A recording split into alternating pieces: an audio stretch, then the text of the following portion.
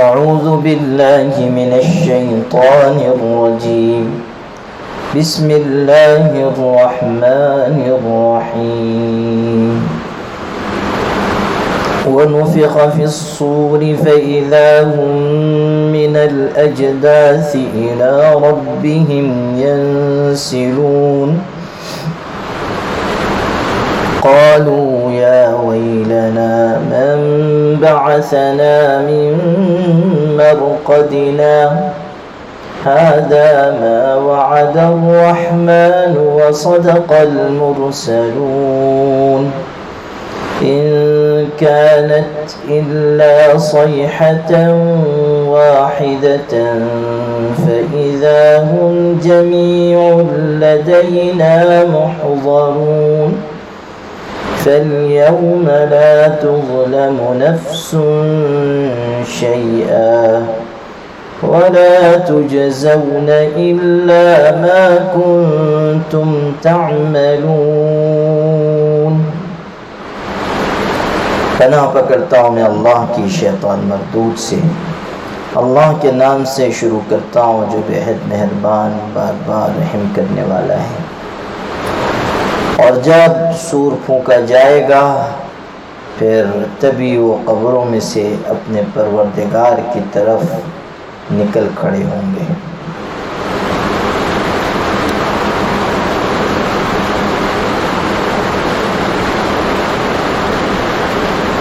یہ سورہ یاسین شریف کا چوتھا رکوع یہاں سے شروع ہو رہا ہے، جس کا آغاز نفخ صور سے کیا گیا ہے۔ نفخ صور کا مطلب ہے سور پھونکا جانا، اور یہ اس وقت ہوگا جب اللہ تعالی قیامت کو قائم کرنا چاہے گا۔ پہلی مرتبہ جب سور پھونکا جائے گا سب مر جائیں گے، اور دوسری مرتبہ جب سور پھونکا جائے گا سب زندہ ہو جائیں گے۔ یہ دوسری مرتبہ کا تذکرہ ہے کہ جب سور پھونکا جائے گا سب اپنے پروردگار کی طرف اٹھ کھڑے ہوں گے، قبروں سے اٹھ کر اللہ تعالیٰ کی طرف چل پڑیں گے۔ دوسری مرتبہ کا سور، جس کو نفخ ثانیہ کہا جاتا ہے۔ چونکہ قیامت کا آنا بالکل یقینی ہے، اسی لیے یہاں نفخہ کہا گیا، یعنی ماضی کا صیغہ استعمال کیا گیا۔ سور پھونکا گیا یہ نہیں کہا جا رہا ہے سور پھونکا جائے گا، کہا سور پھونکا گیا، یعنی جس طرح ماضی میں ہونے والی چیزیں بالکل یقینی ہیں، اسی طرح قیامت کا آنا بھی یقینی ہے۔ جیسے ہم یہ کہتے ہیں کہ میں فلاں جگہ گیا تھا، یہ کام ہو چکا، اب اس کے ہونے میں کوئی شبہ باقی رہا؟ کوئی شبہ باقی نہیں ہے۔ جیسے اسامہ کہے کہ میں نے صبح ناشتے میں پراٹھا کھایا تھا، تو یہ کہہ چکا، یہ اس میں کوئی شک نہیں۔ اس کے چہرے کے انوار بھی بتا رہے ہیں، ایک کی جگہ اس نے 2 پراٹھے کھائے ہیں۔ تو یہ جو ماضی کی بات ہے وہ تو یقینی ہوتی ہے، شک تو اس میں پیدا ہوگا جو آنے والی چیز ہے۔ مستقبل کی بات ہے کہ پتہ نہیں ہوگا کہ نہیں ہوگا، لیکن قیامت ایسی یقینی چیز ہے جیسے ماضی میں کیا گیا کوئی عمل کہ اس کے ہونے میں کوئی شک نہیں ہے، اسی لیے نفخہ ماضی کا صیغہ استعمال کیا اور بتایا کہ جب سور پھونکا جائے گا سب اٹھ کھڑے ہوں گے۔ سورہ مطففین میں یوم یقوم الناس لرب العالمین، سب لوگ کھڑے ہوں گے پروردگار عالم کے سامنے۔ اور کہیں کہا گیا ثم نفخ فیہ اخری فاذا هم قیام ینظرون، جب دوبارہ سور پھونکا جائے گا اور سب اٹھ کھڑے ہوں گے، دیکھ رہے ہوں گے۔ کوئی آدمی ایسا نہیں ہوگا جو کہے کہ نہ بابا ہم تو قبر ہی میں پیر پھیلا کے سوئیں گے، اس لیے کہ جب سور پھونکا گیا تو سب کو اٹھا لیا جائے گا، اور جو پہلا سور پھونکا جائے گا جس سے موت آئے گی. اس کے اور اس دوسرے سور کے درمیان 40 سال کا وقفہ ہوا. پہلا سور پھونکا جائے گا اور سب مر جائیں گے، اور 40 سال تک مرے رہیں گے، پڑے رہیں گے، اور اس کے بعد دوبارہ سور پھونکا جائے گا تو سب زندہ ہو جائیں گے. ایسا حدیث میں آیا ہے. اور یہ جو بات کہی گئی کہ فَإِذَا هُمْ مِنَ الْأَجْدَاثِ إِلَىٰ رَبِّهِمْ يَنْسِلُونَ، اس میں اس طرف اشارہ ہے کہ کفر کرنے والے بادل نخاستہ کھڑے ہوں گے، خوشی خوشی نہیں جائیں گے، بلکہ وہ مجبوری کی وجہ سے اللہ کی بارگاہ میں پیش ہوں گے. ان کو تو معلوم ہو جائے گا کہ اب ہماری بہت سخت دلائی ٹھکائی ہونے والی ہے، اس لیے وہ بادل نخواستہ مجبوری میں جائیں گے. قالوا یا ویلنا من بعثنا من مرقدنا، کہیں گے ہماری خرابی، کس نے ہم کو ہماری نیند کی جگہ سے اٹھا دیا.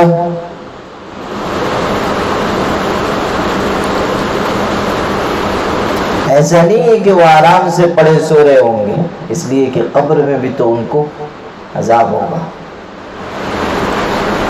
یہ نہ سمجھا جائے ان الفاظ سے کہ قبر میں بہترین بستر لگا ہوا تھا جس پہ وہ اطمینان سے سو رہے تھے، اور اب سور پھونکا گیا تو کہیں گے کہ ہائے ہماری خرابی کہ ہم نے کس کو جگا، ہمیں کیوں جگا دیا گیا. یہ نہیں مطلب یہ ہے کہ جو تکلیف ان کو اس وقت ہو رہی تھی، اب جو منظر سامنے آئے گا وہ بہت ہی خطرناک ہوگا، تو وہ اس کو دیکھ کر پریشان ہو جائیں گے اور کہیں گے کہ یا ویلنا من بعثنا من مرقدنا. یہ جو ویل کہا اس کا مطلب تباہی، بربادی، خرابی. اور حدیث پاک میں ویل کے بارے میں یہ بھی آیا ہے کہ یہ جہنم کی ایک وادی کا نام ہے. جہنم کی ایک وادی کو بھی ویل کہا گیا ہے، جہاں جہنمیوں کا خون اور پیپ جمع ہوتا ہے، وہ ویل وادی ہے، جہنم میں ہے. اور حضور صلی اللہ علیہ وسلم کے یہ ارشاد بھی نقل کیا گیا ہے کہ ویل جہنم میں ایک ایسی وادی ہے کہ کافر 40 سال تک لڑکتا رہے گا مگر اس کی تہہ میں نہیں پہنچے گا، یعنی اتنی خطرناک وادی ہوگی. اور بعض تفسیری روایتوں میں یہ آیا ہے کہ ویل جہنم کے ایک پہاڑ کا بھی نام ہے. یہ سب معنی ذہن میں رکھنے چاہیے. هذا ما وعد الرحمن وصدق المرسلون.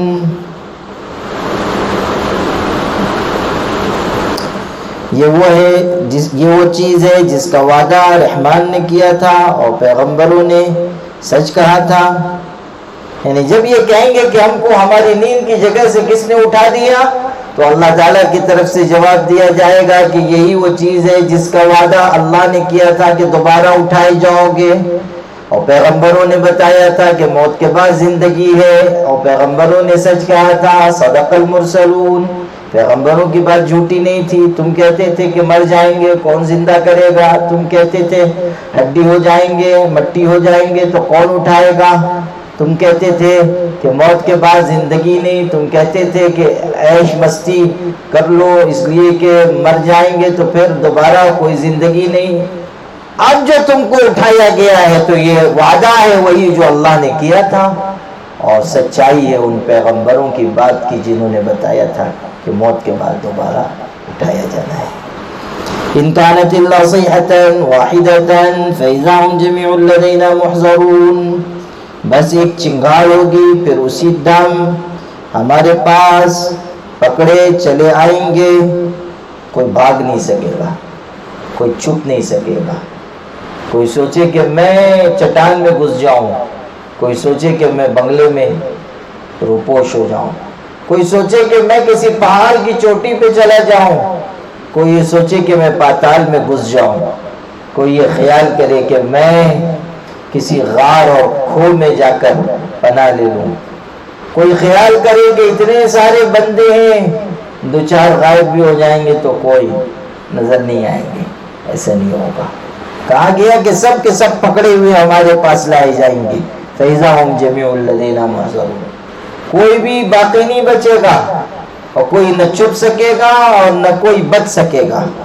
فَالْيَوْمَ لَا تُظْلَمُ نَفْسٌ شَيْئًا وَلَا تُجْزَوْنَ إِلَّا مَا كُنْتُمْ تَعْمَلُونَ، پھر آج کے دن کسی بھی جان پر کچھ بھی ظلم نہیں ہوگا اور اسی کا بدلہ پاؤ گے جو تم کرتے تھے۔ قیامت کا دن تو سزا و جزا کا دن ہوگا، انصاف کا دن۔ الحمد للہ رب العالمین الرحمن الرحیم مالک یوم الدین، قیامت کا دن انصاف کا دن ہوگا اور اس دن سارا حساب چکتا کیا جائے گا۔ حدیث میں یہاں تک ذکر کیا گیا کہ اگر بے سینگ کی بکری نے، سینگ والی بکری نے بے سینگ کی بکری کو مارا ہوگا، اللہ تعالیٰ دونوں کو زندہ کرے گا اور بے سینگ کی بکری کو سینگ دے گا اور کہے گا انتقام لے لو، بدلہ لے لو، اور پھر جب وہ بدلہ لے چکے گی تو دونوں کو موت ہو جائے گی۔ جانوروں پر تو حساب کتاب نہیں ہے، لیکن اللہ تعالیٰ انصاف فرمائے گا، یہاں تک کہ بے سینگ کی بکری کو پر جو زیادتی ہوئی تھی اس کا بھی بدلہ دلائے گا اور پھر وہ مر جائیں گے۔ اللہ نے قیامت کے دن رکھا ہی اس لیے کہ جو جیسا عمل لے کر آئے اس کے حساب سے اس کو بدلہ دیا جائے۔ مان لو دنیا میں اگر کسی شخص نے 100 آدمیوں کو قتل کیا، بعض ایسے قاتل ہوتے ہیں مارتے چلے جاتے ہیں، ان کو بھی مارا، ان کو بھی مارا، ان کو بھی مارا، اور تو ایک بم دھماکہ ہوتا ہے 100 200 400 لوگ مر گئے، ایک آدمی نے اتنی جانیں لے لی۔ اب آپ غور کیجیے کہ اگر یہ قاتل بم دھماکہ کرنے والا پکڑا گیا دہشت گرد، اور مان لو کہ اس کو سزا ہو گئی قتل کی اور اس کو پھانسی پر لٹکا بھی دیا گیا یا گولی مار دی گئی یا کسی اور طرح قتل کر دیا گیا، تو اس کی تو ایک ہی مرتبہ جان گئی، مارا تو اس نے 500 لوگوں کو تھا، تو بدلہ پورا ہوا؟ کیا بدلہ پورا ہوا؟ اس کی تو ایک جان گئی اور اس نے تو 500 جانیں لی تھی۔ انصاف کا دن وہ ہوگا کہ جب اللہ تعالیٰ پورا بدلہ چکائے گا۔ اگر 500 کو مارا ہے تو 500 دفعہ اس کو موت دی جائے گی اور سخت سزائیں دی جائے گی اور انواع و اقسام کے عذاب میں مبتلا کر دیا جائے گا۔ دنیا میں پورا انصاف نہیں ہو سکتا، انصاف کا دن تو آخرت کا ہے، جزا و سزا کا دن اللہ تعالیٰ نے طے کر رکھا ہے، اسی کو کہا وَلَا تُجْزَوْنَ إِلَّا مَا كُنْتُمْ تَعْمَلُونَ، وہی بدلہ پاؤ گے جو تم کرتے تھے۔ إِنَّ أَصْحَابَ الْجَنَّةِ الْيَوْمَ فِي شُغُلٍ فَاكِهُونَ، یقیناً جنت والے آج مشغلے میں ہیں، مزے کی باتیں کرتے ہوئے۔ جنت تو ہر قسم کی عیش عشرت نشاط شادمانی اور نعمتوں کی فراوانی کی جگہ ہے، وہاں تو اطمینان ہی اطمینان، مر گئے اور اللہ کے ہاں اگر جنت مل گئی تو بس سہولت ہی سہولت ہے۔ اسی لیے حضور نے یہ دعا سکھائی کہ اللہم اجعل الموت راحۃ لنا من کل شر، اللہ موت کو ہمارے لیے ہر شر سے راحت ملنے کا ذریعہ بنا دے، یعنی موت آ گئی، اب اگر اللہ کا انعام ہو گیا تو قبر میں بھی اطمینان عافیت، اور پھر جب اللہ کی بارگاہ میں گئے تو جنت میں ڈال دیے گئے، جہاں ایسی نعمتیں ملیں گی کہ جن کا تصور دنیا میں نہیں کیا جا سکتا۔ حدیث میں ہے، حدیث قدسی ہے، اعددت لعبادی الصالحین ما لا عین رأت ولا اذن سمعت ولا خطر على قلب بشر، میں نے اپنے نیک بندوں کے لیے ایسی نعمتیں تیار کی ہیں کہ نہ کسی آنکھ نے دیکھی ہیں، نہ کسی کان نے سنی ہے، اور نہ کسی کے دل میں وہم و گمان گزرا، یعنی سوچ بھی نہیں سکتا ایسی نعمتیں، اور ایسی قسم قسم کی نعمتیں اور ایسی فراوانی کے ساتھ کہ اس کا تذکرہ بھی انسان کا دل خوش کر دینے والا ہے۔ ان للمتقین مفازا حدائق واعنابا وكواعب أترابا وكأسا دهاقا لا يسمعون فيها لغوا ولا كذابا. ارشاد ہوا متقی بندوں کے لیے کامیابی ہوگی اور بہترین باغات ہوں گے، انگور اور کھجور اور نہ جانے کیا کیا. اور انگور کھجور یہ دنیا والے نہیں، وہاں کے انگور اور کھجور کا مزہ، ذائقہ، سائز، لذت سب الگ. حضرت نماز پڑھا رہے تھے، آگے بڑھ گئے، وہ پھر پیچھے ہٹ گئے. نماز کے بعد لوگوں نے پوچھا، یہ عجیب بات ہوئی. کہا کہ جنت دکھائی دی گئی تھی اور جنت میں انگور کا خوشہ تھا. میں نے چاہا، خوشنما بڑا اچھا جاذب نظر، میں نے چاہا لے لوں، اور اگر لے لیتا قیامت تک تم کھاتے رہتے. اب بھلا بتائیے کہ وہاں ایسے چھوٹے چھوٹے انگور نہیں ہوں گے جیسے ہم دنیا میں کھا رہے ہیں. بہترین انگور اور بہترین کھجوریں اور درخت بھی عالیشان گھنے. فرمایا کہ ایک اصیل عربی گھوڑا 100 سال تک اس کا سوار دوڑاتا رہے تب بھی جنت کے ایک درخت کا سایہ ختم نہیں ہوگا. اور ارشاد فرمایا کہ اقرؤوا ان شئتم وظل ممدود. حضور صلی اللہ علیہ وسلم فرما رہے اگر چاہو تو قرآن کی آیت پڑھو کہ جنت میں پھیلے ہوئے سائے ہوں گے، پھیلے ہوئے سائے ہوں گے. جنت کا پھل انسان کھائے گا، جتنی پھانکیں بنائے گا ہر پھانک کا مزہ دوسری پھانک سے الگ ہوگا. جتنی کاشیں بنائی جائیں گی ہر کاش کی لذت الگ ہوگی.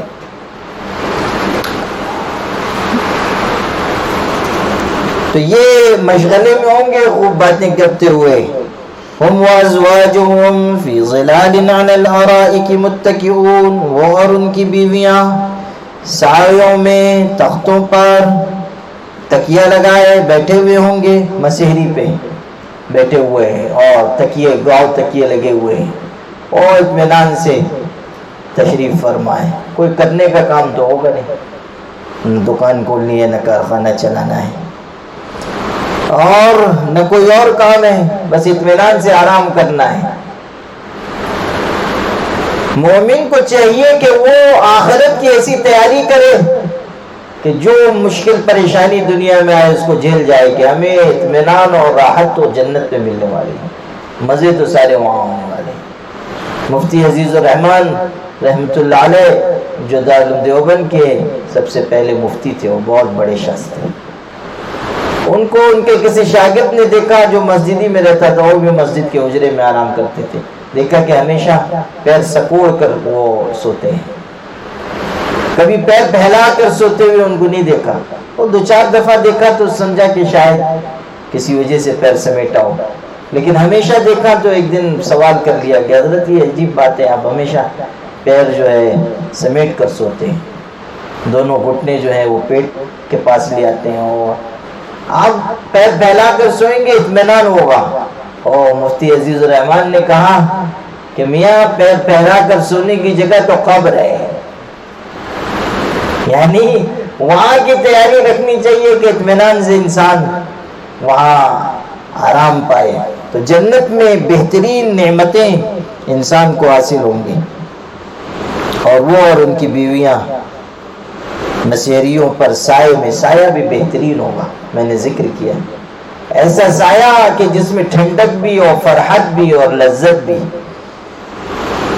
لہم فیہا فاکہۃ ولہم ما یدعون. ان کے لیے وہاں میوہ ہے اور ان کے لیے ہے جو کچھ وہ مانگیں،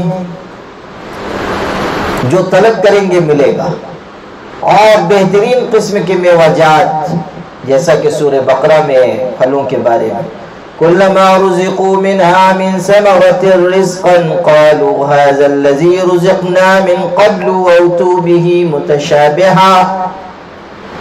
اللہ، پھل ملتے جلتے دیے جائیں گے اور جنتی کہیں گے کہ یہ تو ہم کو پہلے بھی دیا گیا تھا، حالانکہ شکل و صورت ایک جیسی ہوگی، مزہ لذت جدا گانا اور بہترین قسم کے پھلوں سے روزی دی جائے گی. اور گوشت بھی انواع و اقسام کے اور پھل اس طور پر دیے جائیں گے کہ درخت میں لگے ہوئے ہیں اور تمنا دل میں پیدا ہوئی وہ خود بخود جھک کے قریب آ جائیں گے، جا کے توڑنے کی زحمت نہیں۔ اور نہریں ہوں گی اور چاندی کی چھڑی دی جائے گی کہ جدھر اشارہ کرے گا ادھر سے نہر بہنے لگے گی۔ یہ نہیں کہ وہ نہر اتنی دور ہے وہاں سے جا کے شہد لینی ہے، اور ذرا جنت میں آرام کی بھی عادت ہو جائے گی نا، تو اس لیے وہ چھڑی سے اشارہ کرے گا کہ ادھر سے، تو نہر اس کے پاس سے بہنے لگے گی۔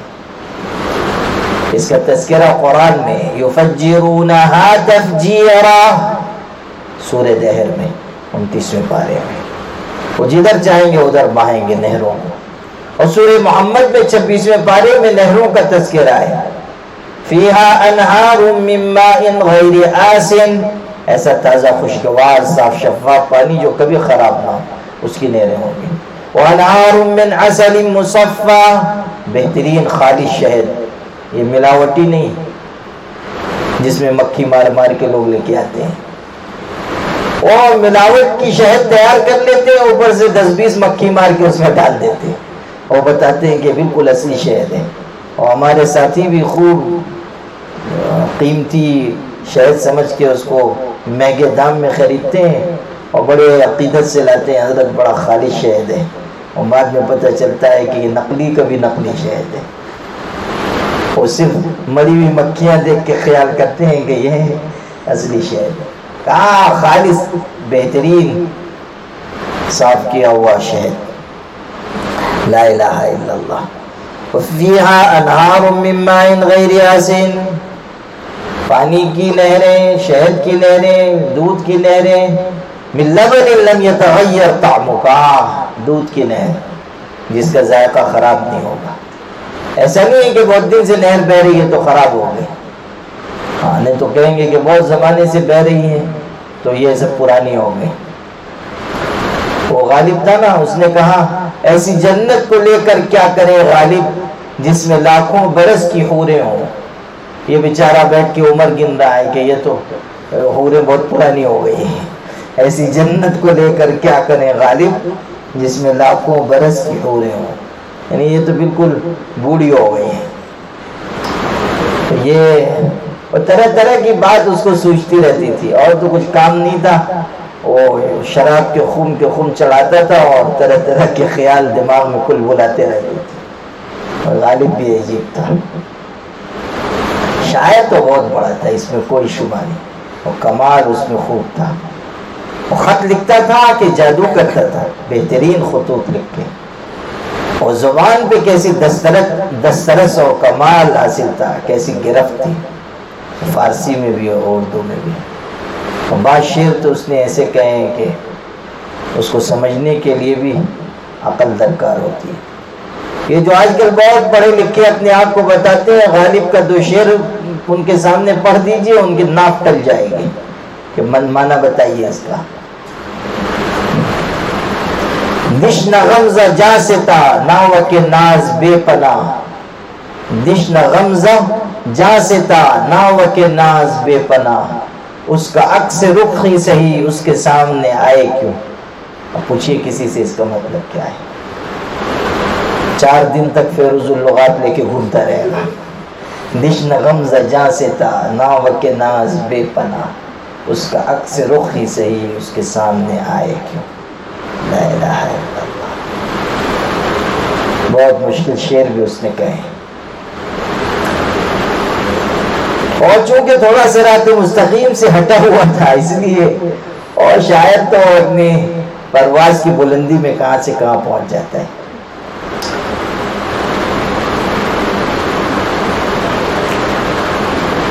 ہاں تو میں یہ کہنا تھا کہ اتنے عرصے سے تذکرہ سن رہے ہیں تو یہ خیال نہ کیجئے کہ دودھ خراب ہو گیا۔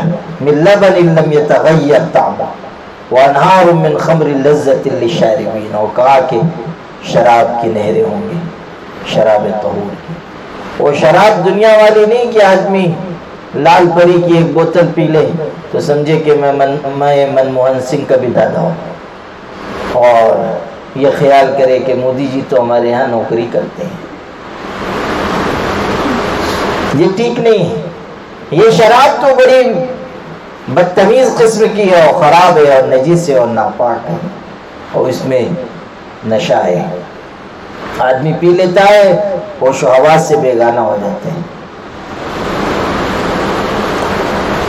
ابن الجوزی نے لکھا ہے شراب پیا ہوا شخص تب پڑا ہوا ہے, قے بھی ہو گئی تھی, کتا آ کے اس کا منہ چاٹ رہا ہے اور وہ اس حالت میں کہتا ہے یا سیدی لا تفسد المندیل, میرے آقا اپنا رومال مت خراب کیجیے. وہ بیچارہ سمجھ رہا ہے کہ کوئی آ کے ہماری خدمت کر رہا ہے, اس کو کیا معلوم کہ حضرت قلب جو ہے اس کا منہ چاٹ رہے ہیں. وہ کہتا ہے یا سیدی لا تفسد المندیل. توبہ. ہاں تو طرح طرح کی نعمتیں اور لذتیں جنت میں انسانوں کو ملیں گی. سلام قولا من رب الرحیم, سلام ہے بولنا مہربان پروردگار کی طرف سے.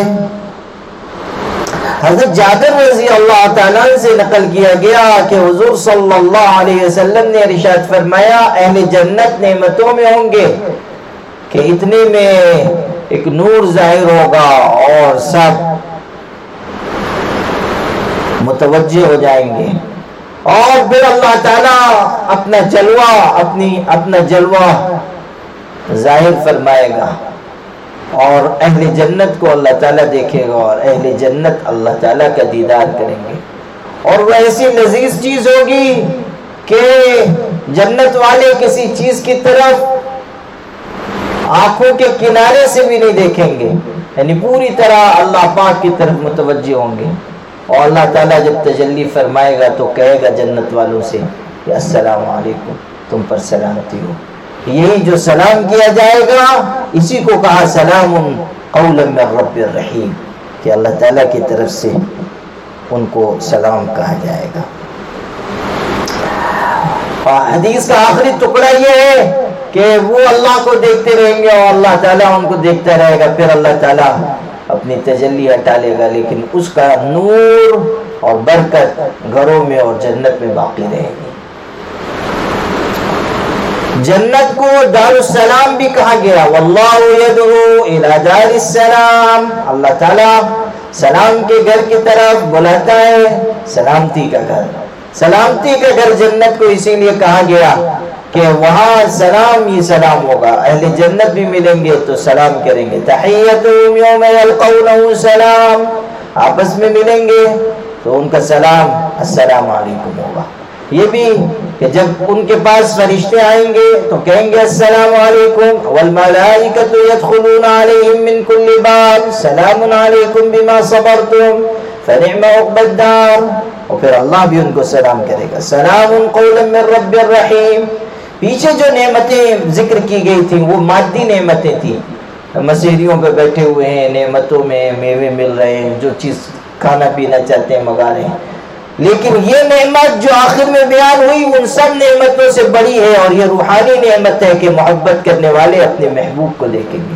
اسی لیے حدیث میں یہ بات بھی آئی ہے کہ جب اللہ کا دیدار ہوگا تو جنت والے ساری نعمتوں کو بھول جائیں گے. ایک روایت میں یہ بھی ہے کہ جب اہل جنت ساری نعمتوں کو پالیں گے تو اللہ تعالیٰ ان سے کہے گا اور کچھ چاہیے, وہ کہیں گے اب کیا چاہیے ہوگا, سب تو مل چکا ہے. اللہ تعالیٰ کہے گا کہ ایک نعمت ابھی باقی ہے اور وہ میں تم کو دوں گا. بعض روایتوں میں یہ ہے کہ اللہ تعالیٰ اہل جنت سے کہے گا جاؤ اس نعمت کے بارے میں علماء سے پوچھو کہ وہ کیا نعمت ہے. یعنی اس کا مطلب یہ ہے کہ مولویوں سے جنت میں بھی چھٹکارا ہے نہیں. جو لوگ یہ خیال کرتے ہیں کہ یہ بڑی مصیبت ہے جو ہم پر مسلط کر دی گئی ہے, وہ سمجھ لیں کہ مولویوں سے وہاں بھی چھٹی نہیں ہوگی. کہا جائے گا علم والوں سے پوچھو. چنانچہ علماء سے لوگ دریافت کریں گے تو وہ بتائیں گے کہ سب سے بڑی نعمت اور لذیذ نعمت اللہ تعالیٰ کا دیدار ہے. اور پھر اللہ تعالیٰ اپنا دیدار کرائے گا اور ایسی نعمت ہوگی کہ ساری نعمتوں کو لوگ بھول جائیں گے. وَامْتَازُوا الْيَوْمَ أَيُّهَا الْمُجْرِمُونَ, اور تم اے گنہگارو آج الگ ہو جاؤ. یعنی جنت والوں کو جو عیش عشرت نعمت عافیت سہولت ملی ہوئی ہے تم کو نہیں ملے گی. دوزخ والوں تم کو نہیں ملے گی. مجرموں تمہارا اس میں کوئی حصہ نہیں ہے. حدیث پاک میں یہ بات ہے کہ مجرموں کو اور کافروں کو صندوقوں میں بھر دیا جائے گا اور کیلیں ٹھوک دی جائیں گے اور پھر ان صندوقوں کو بڑے صندوقوں میں ڈال دیا جائے گا اور ان کو بھی بند کر دیا جائے گا اور ان صندوقوں کو جہنم کی تہ میں پھینک دیا جائے گا اور وہ عذاب میں رہیں گے، یہاں تک کہ کوئی دوسرا نظر بھی نہیں آئے گا، وہ سمجھیں گے کہ صرف ہم کو عذاب ہو رہا ہے۔ ایسا ہوتا ہے نا کہ آدمی مصیبت میں اور دو چار لوگ مصیبت میں ہیں تو ایک دوسرے کو دیکھ کے ذرا سکون ہوتا ہے کہ چلو ہم کو تکلیف ہو رہی ہے تو یہ بھی تو ہیں مصیبت میں، لیکن جہنمیوں کو اس طرح پھینکا جائے گا کہ وہ صندوقوں میں بند ہوں گے۔ أَلَمْ أَعْهَدْ إِلَيْكُمْ يَا بَنِي آدَمَ أَلَّا تَعْبُدُوا الشَّيْطَانَ إِنَّهُ لَكُمْ عَدُوٌّ مُّبِينٌ، میں نے تم سے کہہ رکھا تھا اے آدم کی اولاد کہ شیطان کی پوجا نہ کرنا، وہ تمہارا کھلا ہوا دشمن ہے۔ وَأَنِ اعْبُدُونِي هَذَا صِرَاطٌ مُّسْتَقِيمٌ، اور یہ کہ میری عبادت کرنا یہ سیدھا راستہ ہے۔ جب مجرم ناکام ہو جائیں گے اللہ تعالیٰ ان کو یاد دلائے گا کہ میں نے تو تم سے کہہ رکھا تھا کہ یہ راستہ ناکامی کا ہے، لیکن افسوس تم شیطان اور نفس کے پھندے میں پھنس گئے اور آج تباہ و برباد ہو رہے ہو۔ وَلَقَدْ أَضَلَّ مِنْكُمْ جِبِلًّا كَثِيرًا، اور وہ تم میں سے بہت سارے لوگوں کو بہکا لے گیا۔ أَفَلَمْ تَكُونُوا تَعْقِلُونَ، پھر کیا تم کو سمجھ نہ تھی؟ هَذِهِ جَهَنَّمُ الَّتِي كُنْتُمْ تُوعَدُونَ، یہ جہنم ہے جس کا تم سے وعدہ کیا گیا تھا۔ اصلوا اليوم بما كنتم تکفرون، جاؤ اس میں آج کے دن اپنے کفر کے بدلے، یعنی آج جہنم میں چلے جاؤ۔ تم کو سمجھایا گیا تھا، تم نے سمجھا نہیں، نصیحت کی گئی تھی، تم نے ٹھکرا دیا، اور تم کو توحید کی طرف بلایا گیا اور تم شرک پر اصرار کرتے رہے، اور تم سے کہا گیا کہ جہنم میں جلنا ہوگا اگر نافرمانی کرو گے، تو تم نے کہا یہ سب وہم و گمان اور خیال کی باتیں ہیں۔ آج اس جہنم میں تم کو جانا ہے جس کا تم انکار کرتے تھے، اور یہ ہے جہنم جس کا وعدہ کیا گیا تھا۔ اليوم نختم على افواههم وتكلمنا ايديهم وتشهد ارجلهم بما كانوا يكسبون، آج ہم ان کے منہ پر مہر لگا دیں گے اور ہم سے ان کے ہاتھ بات چیت کریں گے اور ان کے پیر بتائیں گے جو کچھ گناہ وہ کماتے تھے۔ خدا کی عدالت عجیب و غریب ہوگی، وہاں اللہ تعالیٰ اعضاء سے گواہی لے گا، انسان کے ہاتھ پیر گواہی دیں گے، زبان جو خوب چل رہی ہے بند کر دی جائے گی، ہاتھ پیر سے پوچھا جائے گا اور وہ گواہی دیں گے۔ مسلم شریف میں جب اعضاء گواہی دیں گے تو انسان کہے گا کہ بعدا لکن وسحقا فعنکن کنت انازل، تمہارے لیے ہلاکت اور دوری ہو، میں تمہارے لیے تو یہ کر رہا تھا لیکن تم نے میرے خلاف گواہی دے دی۔ تو یہاں بتایا گیا کہ ہاتھ پیر اور کان اور کہ انسان کے جسم کی چمڑیاں تک گواہی دیں گے۔ دوسرے مقام پر آیت ہے سورہ حامیم سجدہ میں، حتی اذا ما جاؤوها شہد علیہم سمعهم وابصارهم وجلودهم بما كانوا يعملون وقالوا لجلودهم لم شهدتم علينا قالوا انطقنا الله الذي انطق كل شيء، چمڑیاں گواہی دیں گے اور انسان کے کان گواہی دیں گے اور آنکھیں گواہی دیں گی، یہ سب سارے برے اعمال کھول کھول کر بیان کر دیں گے۔ اللہ اکبر۔ حضور صلی اللہ علیہ وسلم کی خدمت میں صحابہ حاضر تھے، حضرت انس بیان کرتے ہیں حضور صلی اللہ علیہ وسلم مسکرائے، صحابہ نے پوچھا، صحابہ سے آپ نے پوچھا جانتے ہو میں کس وجہ سے مسکرا رہا ہوں؟ صحابہ نے کہا اللہ اس کا رسول بہتر جانتا ہے۔ فرمایا کہ مجھ کو اس بات پر میرے ہونٹوں پر اس وجہ سے مسکراہٹ آئی کہ قیامت کے دن بندہ اپنے پروردگار سے کہے گا اے میرے پروردگار کہ آپ نے مجھ کو ظلم سے پناہ نہیں دے رکھی، آج میں اپنے خلاف کسی کی شہادت نہیں مانوں گا، بس صرف اپنے جسم کے حصوں کی شہادت مانوں گا۔ چنانچہ اللہ تعالیٰ کہے گا کہ تیرا نفس کرامن کاتبین تیرے خلاف شہادت دینے کے لیے کافی ہے۔ اس کے بعد اس کے اعضاء سے کہا جائے گا کہ تم گواہی دو، اور اعضاء گواہی دیں گے۔ اس کے بعد بندے کو کہنے کی اجازت دی جائے گی، گویائی عطا کی جائے گی، زبان تو بند کر دی جائے گی، اعضاء سے گواہی لی جائے گی، پھر کہا جائے گا کہ آپ بول سکتے ہو۔ تو وہ جب بولے گا تو کہے گا تم مر جاؤ، تم برباد ہو جاؤ، میں نے تمہاری طرف سے یہ سب کچھ کیا، تمہارا بچاؤ کر رہا تھا، لیکن تم نے میرے خلاف گواہی دی تھی۔ تو یہ حقیقت ہے جس کا بیان یہاں کیا گیا کہ انسان کے اعضاء سے گواہی لی جائے گی۔ وَلَوْ نَشَاءُ لَطَمَسْنَا عَلَىٰ أَعْيُنِهِمْ فَاسْتَبَقُوا الصِّرَاطَ فَأَنَّىٰ يُبْصِرُونَ، اور اگر ہم چاہیں تو ان کی آنکھیں مٹا دیں، پھر وہ راستہ پانے کے لیے دوڑیں، پھر کہاں سے دکھائی دے گا۔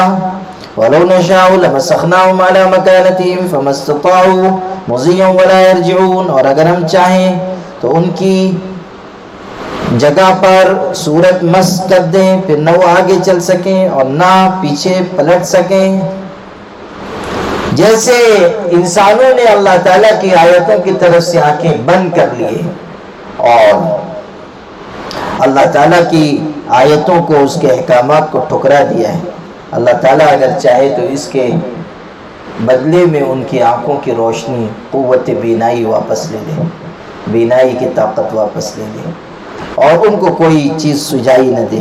اسی طرح اگر اللہ چاہے تو انسانوں کی صورتیں بگاڑ کر ان کو بالکل اپاہج بنا دے، معذور مجبور بنا دے۔ ڈرایا جا رہا ہے کہ خدا تعالیٰ کی قدرت و طاقت میں یہ سب چیزیں ہیں، اس نے موقع دیا ہے، غنیمت جانو، اللہ کی آیتوں کو نہ ٹھکراؤ، توحید کی دعوت کو نہ رد کرو، بلکہ اللہ تعالیٰ پر ایمان و یقین کی دولت سے سرشار ہو جاؤ کہ اسی میں کامیابی ہے۔ بارک اللہ لی ولکم فی القرآن العظیم ونفعنی وإیاکم بالآیات والذکر الحکیم، انہ تعالی جواد کریم ملک بر رؤوف رحیم۔